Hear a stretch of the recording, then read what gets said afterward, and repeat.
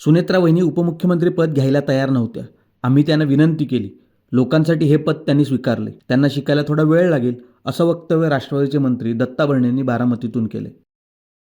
आपल्या सर्वांना माहिती आहे की नाना पाटलांची आपल्या बारामतीची जयंती आज पहिल्यांदाच आपल्या सर्वांचे आवडते नेते दिवंगत नेते अजितदादा पवार साहेबांच्या विनयी पहिली जयंती होती.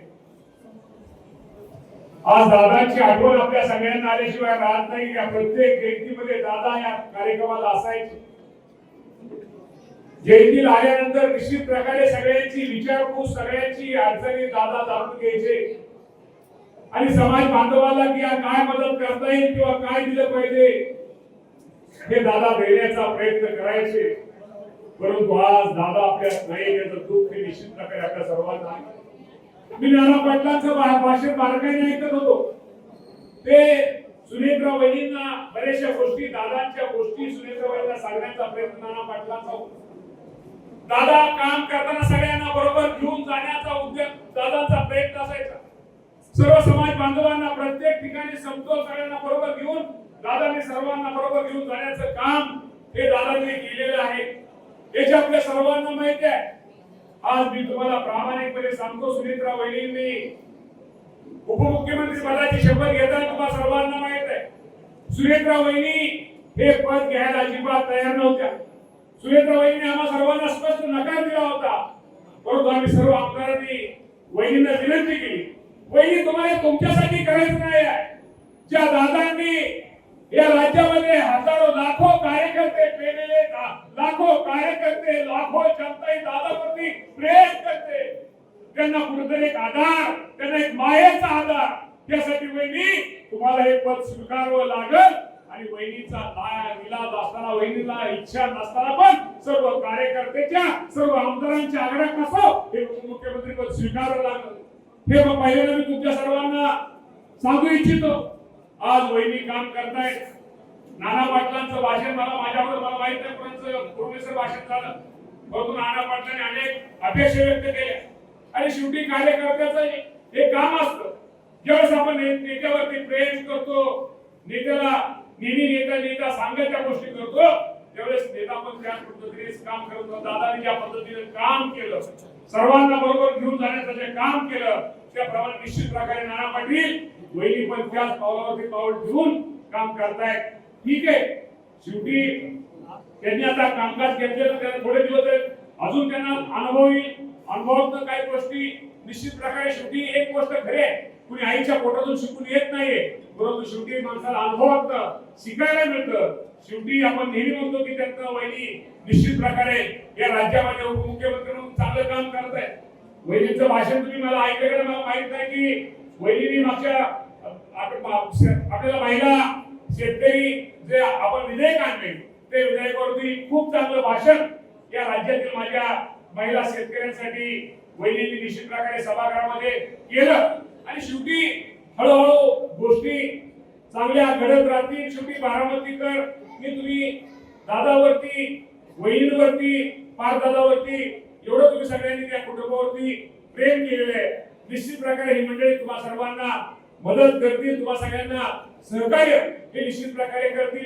नाना पाटलांनी या संस्थेविषयी, आणि शेवटी ही गोष्ट खरी आहे की आपण गप्पा मारतो, आपण एखाद्या वेळेस चुकीच्या गोष्टीला बांधून देतो, पण जी चांगली कामं करतात, जी माणसं चांगलं काम करतात, आज हे हॉस्टेल बांधतात, जागा घेतली, दीपराव मलगुडे त्यावेळेस सरपंच असेल, पण नाना पाटलांचा पाठपुरावा किती होता किंवा सगळ्या त्या टीमचा किती पाठपुरावा होता हे मी माझ्या डोळ्यांनी त्यावेळेस नाना पाट पाहिलेलं आहे. तेव्हा नाना पाटील शेवटी एक लक्षात ठेवा की शेवटी तुम्ही म्हटला की दादांच्या नंतर वहिनी लक्ष द्यावं, शेवटी वहिनी पण शेवटी त्याला पण लक्षात ठेवा. शेवटी वहिनीचा जरी आज पवार कुटुंब राजकीय करण्यात आले असल्या, शेवटी वहिनीचं माहेर, त्यांचा जन्म हे सुद्धा राजकीय कुटुंबात असल्यामुळं त्यांना पण सगळ्यांचं निश्चित प्रकारे माहिती आहे. आणि अजून माहिती घेऊन आपण वहिनी निश्चित प्रकारे एक चांगल्या प्रकारची मदत आपल्या सर्वांना भविष्यामध्ये करतील. वहिनी तुमच्या वहिनींकडून आपण सगळ्यांनी अपेक्षा व्यक्त केलेल्या आहेत, आपल्या अडचणी आपण सांगितलेल्या आहेत. निश्चित प्रकारे भविष्यामध्ये त्या अडचणी आपल्याला मदत करतील आणि मगाशी नाना पाटलांनी वहिनीचं आणि माझं आभार मानले. आपल्याला माहित आहे की ही जी शेतकरी कर्जमाफीचा जो विषय होता, पूर्वी अजितदादा पवार साहेब या राज्याचे अर्थमंत्री होते आणि दादांच्या उपस्थितीमध्ये या राज्याचे मुख्यमंत्री देवेंद्र फडणवीस साहेब असतील, एकनाथजी शिंदे साहेब असतील आणि त्यावेळेचे शेतकरी संघटनेचे नेते या सर्वांची बैठक ही मुंबईला सह्याद्री अतिक्रमणात झाली होती आणि त्याच वेळेस शेतकऱ्यांना कर्जमाफीचा निर्णय देण्याचा निर्णय हा 30 जून पूर्वी घेतला गेला होता. आज सुनेत्रा वहिनी त्यानंतर आज राज्याचे उपमुख्यमंत्री वहिनीचे मार्गदर्शन या बाबतीमध्ये सर्वांना लागलेलं आहे. तुम्ही म्हणसाल 30 जून होऊन गेली, परंतु 30 जून होऊन जरी गेली असली तर कुठली आपल्याला माहित आहे की गोष्ट करताना कर्जमाफीची जी रक्कम आहे आपल्याला माहित आहे की पुरवणी मागण्या आपण जे सादर केले त्यामध्ये ही रक्कम पुरवणी मागण्या ज्यावेळेस मंजूर होत्या आणि मंजूर केल्यानंतर ते राज्यपालांची सही लागते, त्याप्रमाणे पुरवणी मागण्या मंजूर झाल्या, राज्यपालांची सही होईल आणि त्यात एक आता कुठली तरी पहिली एक अडचण अशी आली की जे इन्कम टॅक्स जे शेतकरी भरतायत त्यांची यादी सरकारने मागितलेली आहे. मला वाटतं नाना पाटील तुम्ही इन्कम टॅक्स भरत नाही ना? नाना पाटील तुम्ही शेतकरी म्हणून इन्कम टॅक्स भरत नाही ना? भरत नाही नक्की? भरत असणार तुम्हाला कर्जमाफी मिळणार नाही. बरोबर आहे ना?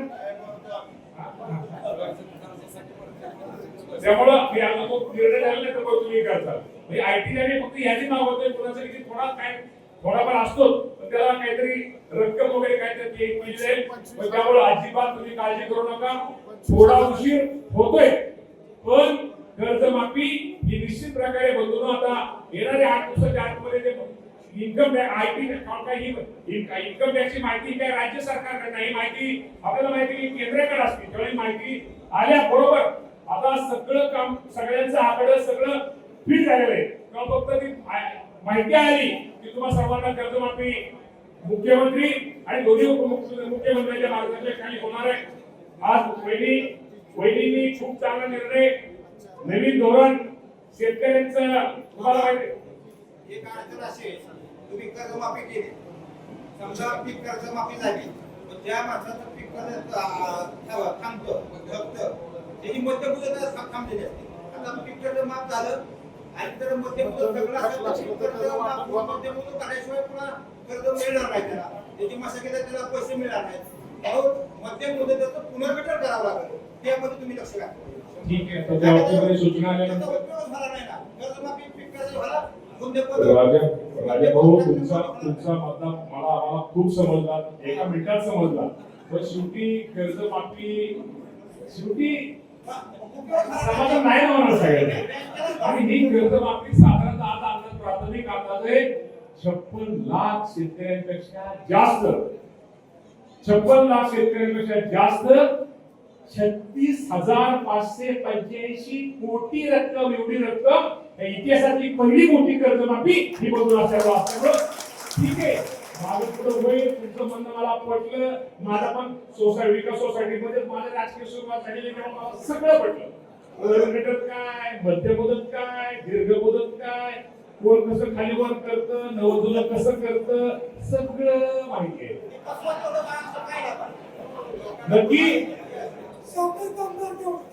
साखर कामगारांच्या बाबतीमध्ये मी वहिनींनी काय का ऐकून तर घ्या. वहिनीने त्यावेळी सूचना केली आहे साखर कामगाराचं सीझनल कामगार परमनंट नाही.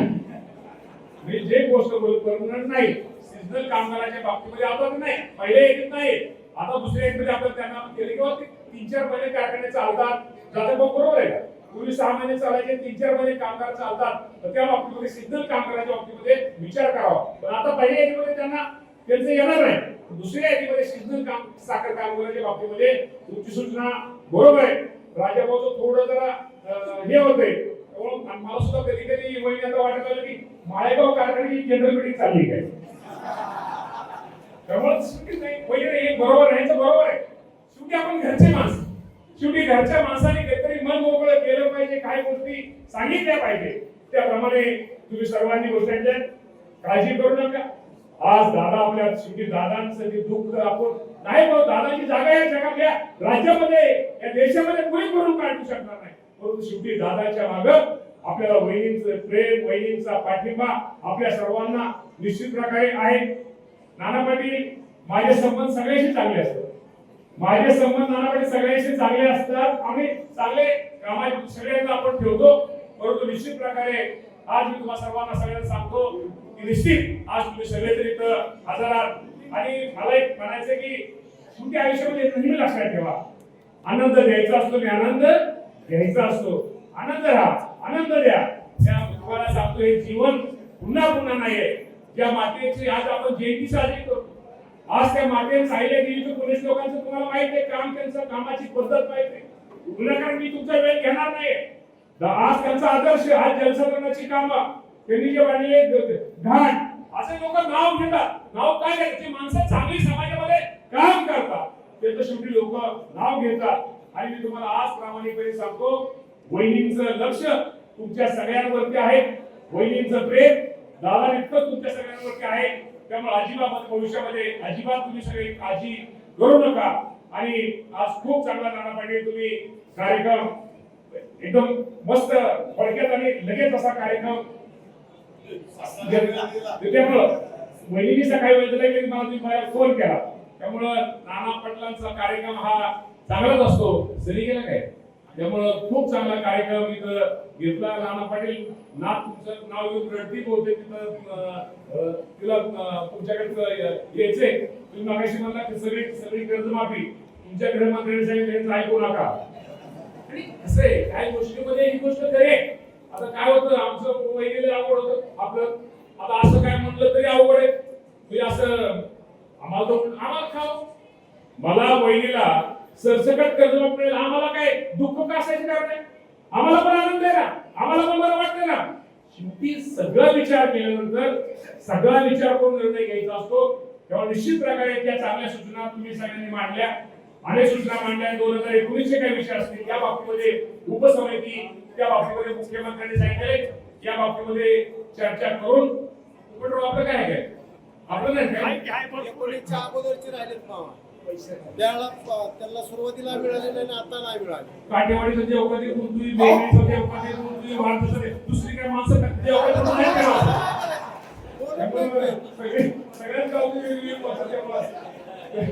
त्यामुळे जाऊ दे शेवटी हसत राहिलं पाहिजे, खेळत राहिलं पाहिजे. उगं नाना पाटलाचा कार्यक्रम सुनेत्रमध्ये आल्या तर असं टेन्शन काय नाही.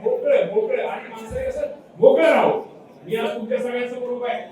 आज मी मगाशी मला सांगू खरंच सांगू बापू जाधव बाबा सिनियर मी 22व्या वर्षापासून या कारखान्याच्या संचालकापासून आज तुमच्या सगळ्यांच्या समोर उभा आहे. शेवटी प्रत्येक ठिकाणी आपण जर प्रामाणिकपणे राहिलो, नेत्याची निष्ठा प्रामाणिकपणे नेत्याची निष्ठा ठेवली, प्रामाणिकपणे लोकांमध्ये राहिलं, लोकांमध्ये गेलं, लोकांमध्ये काम केलं, फक्त लोकांना वाटलं नाही पाहिजे त्याचा काहीतरी स्वार्थ आहे किंवा हा काहीतरी लबाडी करतोय. तुम्ही लोकांशी प्रामाणिक राहा, लोकांना मदत करा, लोकांना सहकार्य करा.